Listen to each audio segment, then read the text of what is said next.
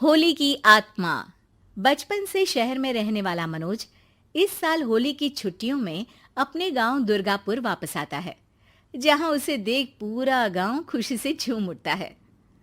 जब गया था तब इतना सा था और अब देखो कितना बड़ा हो गया है। हाँ सरपंच जी, जब मैं गया था तब आप भी बहुत जवान थे और अब देखो कितने बूढ़े हो गए हैं आप। चलो चलो बढ़िया है। बच्चा घर वापस आ गया। इसी खुशी में आज रात पार्टी होगी। क्या बात है, गांव में भी पार्टियां होने लगी। वैसे अगर पार्टी की बात है तो आज क्यों सीधा होली पार्टी करते हैं। होली पार्टी की बात सुन चहल पहल में अचानक सन्नाटा छा जाता है, जिसे देख मनोज को कुछ अजीब लगता है, लेकिन तभी सरपंच बात पलट देता है।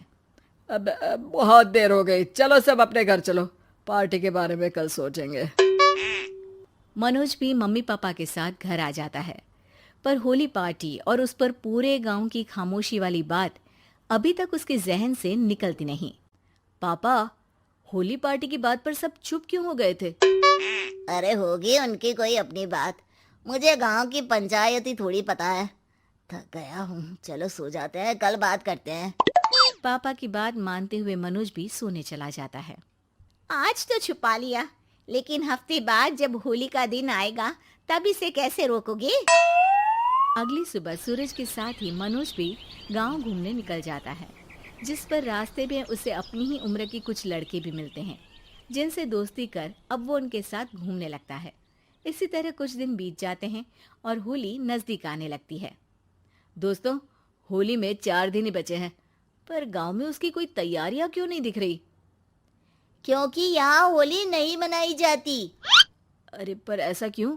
वो राजा भूषण। अरे तुम 4 दिन के लिए आए हो, क्या इतना सोच रहे हो? चलो कुछ खाने चलते हैं। इसी के साथ एक बार फिर होली की बात को टलते हुए देख मनोज को शक होने लगता है। वो घर पहुंचते ही इंटरनेट पर अपने गांव और राजा भूषण के बारे में जानकारी निकालने लगता है। क्या? मुझे आज तक ये नहीं पता था। ऐसा कैसे? किसी ने मुझे कुछ बताया क्यों नहीं? सारी जानकारी लेने के बाद मनोज गांव वालों या अपने मम्मी पापा से कुछ पूछे बिना खुद ही उसकी सच्चाई के बारे में छानबीन करने लगता है, जिसके चलते वो राजा भूषण की हवेली में पहुंचता है। वाह, क्या हवेली है यार। पर क्या यहाँ सच में कोई भूत है? हेलो भूत जी, कोई है क्या? हम इस साल गांव में होली सेलिब्रेट कर रहे हैं, क्या आप उस पर थोड़ा इंटरव्यू देंगे? मनोज के ऐसा बोलते ही गांव में तूफान उठ जाता है और हवेली में रखी सारी चीजें हिलने लगती है। एक अदृश्य शक्ति मनोज को धक्का देकर हवेली से बाहर निकाल दरवाजा बंद कर लेती है। ये सब देख मनोज हैरान रह जाता है। क्या अभी मुझे हवा ने धक्का देकर बाहर निकाल दिया? मेरे होते हुए इस गांव में कभी होली नहीं मन सकती, इसलिए दोबारा ऐसी कोशिश भी मत करना, अंजाम बुरा होगा। आवाज सुन मनोज हैरानी से इधर उधर देखने लगता है, पर उसे कोई दिखाई नहीं देता। वो गांव वापस आ जाता है, जहां तूफान की वजह से सब कुछ तहस महस हो चुका होता है। आखिर ये तूफान आया कैसे? ना ऐसा कोई मौसम था और ना ही हमने होली का त्योहार मनाने की बात की थी।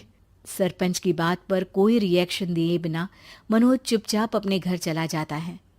इस तरह देखते ही देखते होली का दिन भी आ जाता है और मनोज रंग लेकर गांव में निकल जाता है, लेकिन गांव पूरी तरह खाली होता है। अरे त्योहार का दिन है, धूमधाम की जगह मातम क्यों मनाया हुआ है? मनोज की आवाज सुन सब अपने घर की खिड़कियां खोल के घर के अंदर से ही उसे वापस जाने के लिए कहने लगते हैं, पर वो किसी की नहीं सुनता। तुझे पहले भी समझाया था, अगर होली खेलने की कोशिश भी की तो अच्छा नहीं होगा। अरे बात मान लो बेटा, तुम्हें सच नहीं पता। मुझे सब पता है। सालों पहले इस राजा ने एक अंधविश्वास फैलाया और आप लोग आज तक उसे मानते आ रहे हो। अरे बेटा, जब तुम पैदा भी नहीं हुए थे उससे भी बहुत पहले से इस गांव पर होली का श्राप है। अगर गांव में होली का त्योहार मनाया जाता है तो प्रलय आना पक्की बात होती है। राजा भूषण इस सब में नहीं मानते थे और त्योहार मनाने लगे, जिसके चलते होली वाले ही दिन पहले उनके बेटे की और फिर उनकी मृत्यु हो गई। तभी से गांव की रक्षा के लिए उनकी आत्मा उस हवेली में रह रही है। सबकी बातें सुन मनोज उलझन में पड़ जाता है। सोचना भी मत मनोज, अगर तुमने इस परंपरा को तोड़ने की कोशिश भी की तो उसका परिणाम इस गांव और गांव के लोगों के लिए अच्छा नहीं होगा। मुझे भी यकीन नहीं हो रहा कि आप लोग एक बेतुकी बात को मानकर सालों से रंगों के त्योहार को मातम की तरह मनाते आ रहे हो। मनोज किसी की कोई बात ना मानते हुए पूरे गांव में रंग बिखेर देता है, जिसके तुरंत बाद वहां तूफान के साथ बिजलियां गरजने लगती है। अचानक मौसम में ऐसा बदलाव देख जहां मनोज कंफ्यूजन में आ जाता है, वहीं गांव वाले डर से सहम जाते हैं।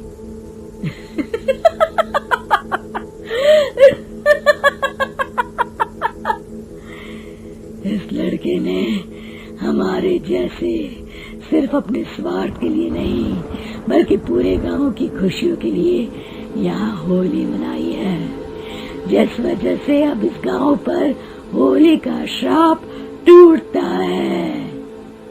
ऐसा बोलकर राजा का भूत वहां से गायब हो जाता है, जिसके बाद गांव के लोग धूमधाम से होली मनाते हैं। खुशियों के रंग गांव में बिखरे ही होते हैं कि अगली सुबह अचानक मनोज कहीं गायब हो जाता है और एक बार फिर गांव में होली का नया राज शुरू हो जाता है।